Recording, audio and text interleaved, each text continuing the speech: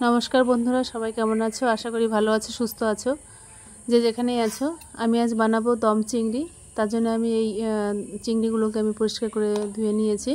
চিংড়িগুলো একটু সাইজে ছোট হয়ে গেছে, তোমরা চেষ্টা করবে বড় সাইজের চিংড়ি নিতে। যাই হোক, বাজারে পাইনি। তো এবার আমি কি কি মশলা নিয়েছি তোমাদের দেখাই। দই নিলাম এখানে, মানে দই নিয়েছি, আর কাজু বাদাম বাটা নিয়েছি 4 থেকে 5টা ছিল, আর এখানে নিয়েছি কাঁচা লঙ্কা কয়েকটা, পাকা লঙ্কা, আর 1 চামচের মতো জিরে বেটে নিয়েছি, আর একটা বড় সাইজের পেঁয়াজ বেটে নিয়েছি, আর ঘি, আর একটা তেজপাতা নিয়েছি। মশলা বেশি দিইনি, কারণ চিংড়িটা পরিমাণটা সেরকম বেশি নেই, তার জন্য চিংড়ি বেশি হলে একটু মশলাটা বেশি লাগতো পরিমাণটা। তা যাই হোক, এবার আমি চিংড়িতে আমি প্রথমে একটু হলুদ, একটু লবণ দিয়ে ম্যারিনেট করব, আর মশলাগুলো দিয়ে দেব। দইটা দিয়ে দিয়েছি আমি, দই দিয়ে এবার আমি যে কাঁচা লঙ্কা পাকা লঙ্কা বেটেছিলাম সেটাও আমি দিয়ে দেব। তারপর আমি দেব জিরে বাটা।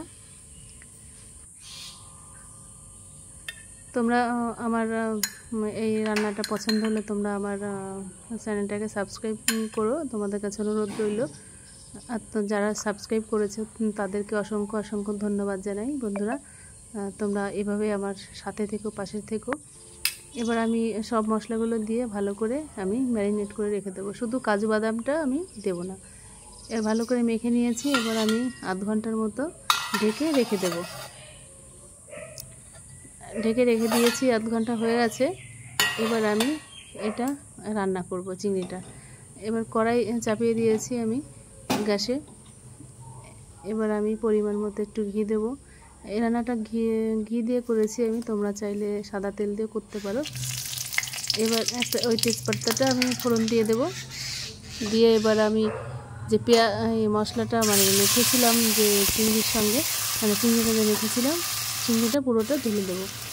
দিয়ে এবার অনেকটা সময় একটু আস্তে আস্তে করে নাড়া দিয়ে আমি মানে রান্নাটা করবো আর কি, কাঁচা গন্ধ না থাকে, কাঁচা গন্ধটা বেরিয়ে যায়, যে পেঁয়াজের একটা কাঁচা গন্ধ আছে। তারপর জিরে, তারপর আরেকটু হলুদ দিয়েছিলাম আমি, একটুখানি আর একটু সামান্য লবণ দেবো, তখন তো লবণটা অতটা দিইনি।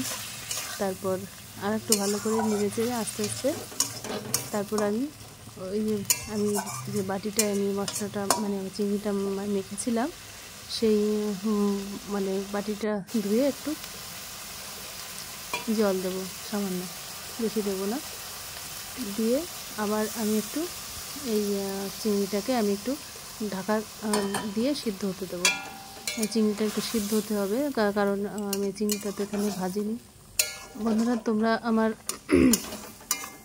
পাশে থেকো, সাথে থেকো।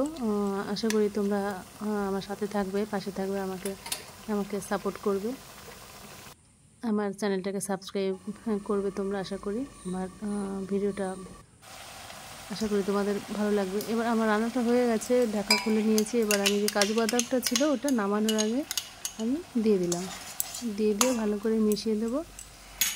আমার হয়ে গেছে রান্নাটা, এবার আমি নামিয়ে নেব। বন্ধুরা, তোমরা এই রান্নাটা অবশ্যই বাড়িতে একবার ট্রাই করো, খেতে কিন্তু খুবই সুস্বাদু হয়। আর রান্নাটা করতে কিন্তু মানে একেবারেই টাইম লাগে না, খুবই কম টাইম লাগে। একটু মাখিয়ে রাখলে রান্নাটা হয়ে গেছে আমার। তোমাদের কেমন লাগলো জানিও অবশ্যই।